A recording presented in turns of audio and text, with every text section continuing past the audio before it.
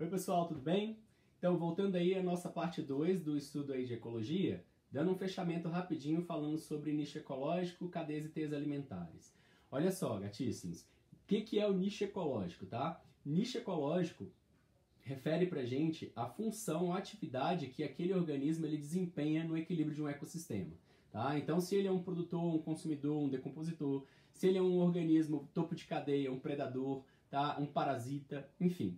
Aquilo que esse organismo desempenha no ecossistema, para que esse ecossistema mantenha-se em equilíbrio, eu classifico aquilo como um nicho ecológico. É importante que eu coloquei para vocês assim, ó, sua posição na cadeia alimentar. Bom, que posição na cadeia alimentar seria essa? O seu nível trófico. Lembra que vocês trabalharam aí no fundamental a questão dos níveis tróficos? Primeiro nível trófico, segundo nível trófico, terceiro nível trófico. Primeiro nível sempre vai ser quem? Os produtores, né? São os organismos autotróficos. Segundo nível trófico, terceiro nível em diante. Temos ali os consumidores, de acordo com a função, a característica dele, o nicho ecológico dele naquele ecossistema. Se é um consumidor primário, secundário, terciário. É interessante que vocês vejam o seguinte, o primeiro nível trófico, ele sempre vai ser o produtor, tudo bem?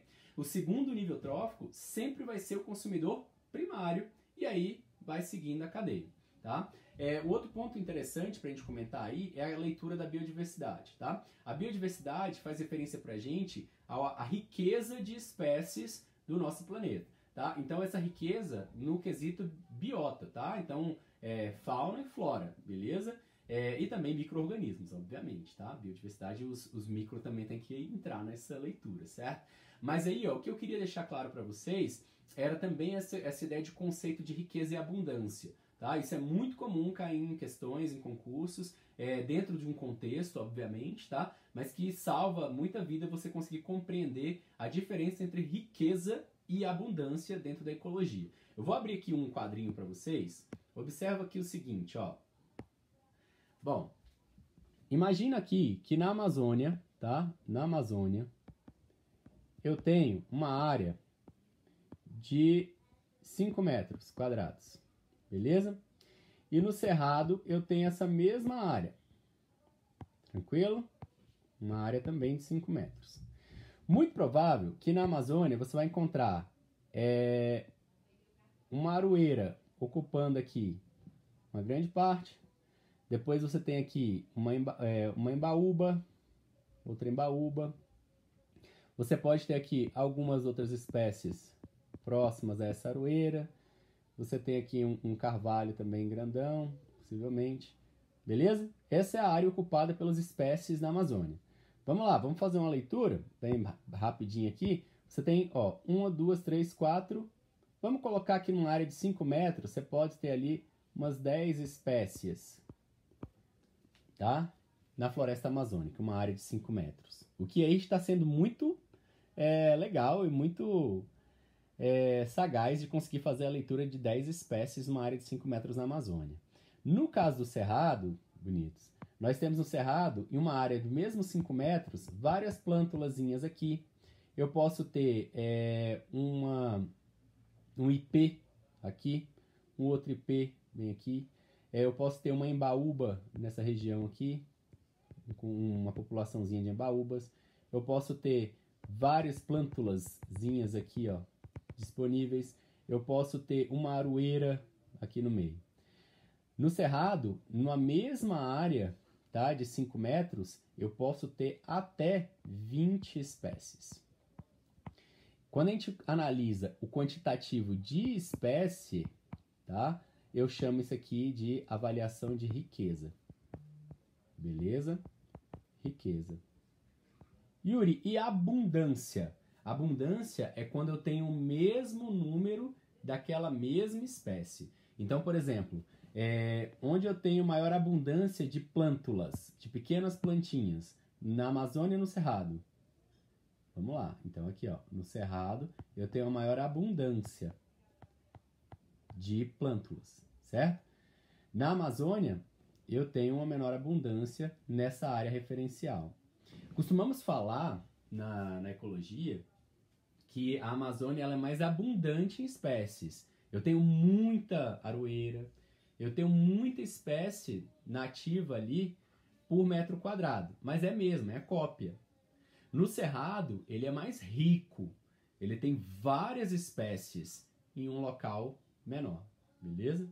Então, espero que tenha ajudado aí a diferença entre riqueza e abundância para os senhores, certo? Bom, continuando aí, tá? Eu coloquei aqui para vocês... Puxando. Coloquei aqui para vocês, agora a gente falar um pouquinho sobre as cadeias e teias alimentares, tá? Qual a diferença de cadeia e de teia?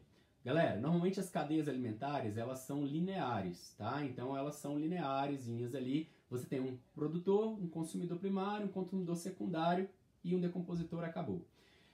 Eu não consigo visualizar em uma cadeia alimentar, não é explícito pra gente na leitura de uma cadeia alimentar, uma competição.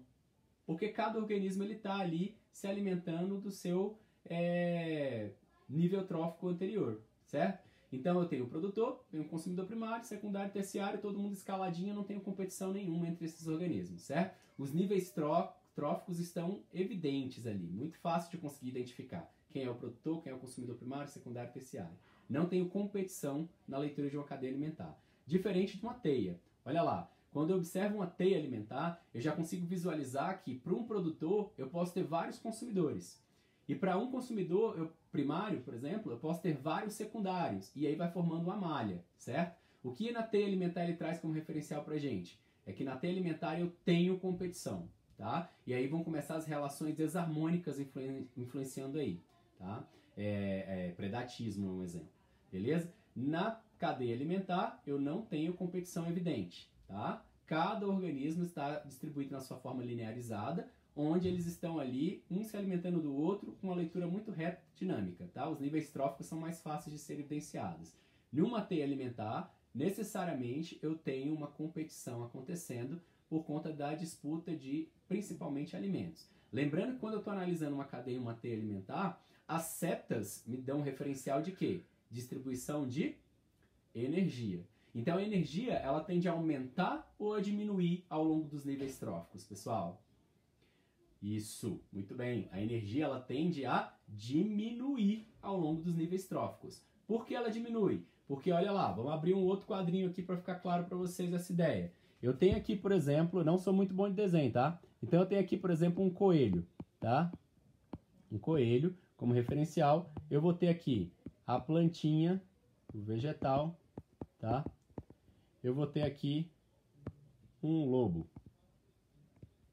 Um lobo. Nossa, Yuri, é ótimo seus desenhos. Por isso que eu amo a tecnologia, galera. Então, olha só, como é que eu organizaria esses níveis tróficos, tá? Eu colocaria aqui a planta no primeiro nível, certo? Transferindo energia para o coelho no segundo nível. Que esse coelho vai transferir, a energia para o lobo no nível seguinte, certo? Bom, quanto de energia eu tinha na planta? 100% de energia por conta da fotossíntese, certo? Então elas são capazes de produzir o próprio alimento, são organismos autotróficos, elas têm 100% de energia. Só que vocês lembram que a planta ela tem metabolismo, certo? A planta ela faz respiração celular, a planta produz os seus hormônios, ela mantém a sua homeostase, certo? Então essa planta ela vai passar de energia para o coelho, vamos colocar aí 90%. 10% ela pegou para ela.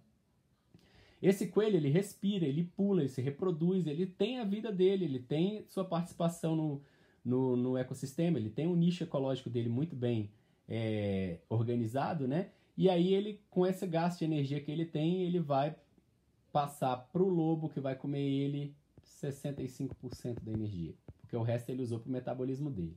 A energia ela é diminuída ao longo dos níveis devido ao metabolismo dos seres vivos, tá? Respiração celular traz como referencial pra gente isso daí. Tranquilo? Sempre que eu estiver falando de construção de teias e cadeias alimentares, eu tenho que ficar atento às setas, tá? Sempre a seta vai passar do que tem maior energia para o que tem menor energia por conta da sua atividade metabólica, tá bom? Bom, fechando aqui. Eu coloquei um linkzinho para os senhores aqui, tá? Para que vocês possam acessar e brincar um pouquinho nesse quizzes, beleza? Não deixe de fazer os exercícios propostos na R, tá? Quaisquer dúvidas, deem uma lida no livro. Quaisquer dúvidas vocês tiverem com relação a esse assunto, pode mandar um e-mail, pode nos procurar aí nas mídias digitais da escola, tudo bem? Acessem esse QR Code, respondam esse quiz aí falando um pouquinho sobre ecologia. Vamos ver como é que vocês desenvolvem aí, o que vocês aprenderam, o que vocês fixaram desse assunto, beleza? A aulinha foi rápida, mas espero ter ajudado. Um grande abraço e até a próxima. Tchau, tchau!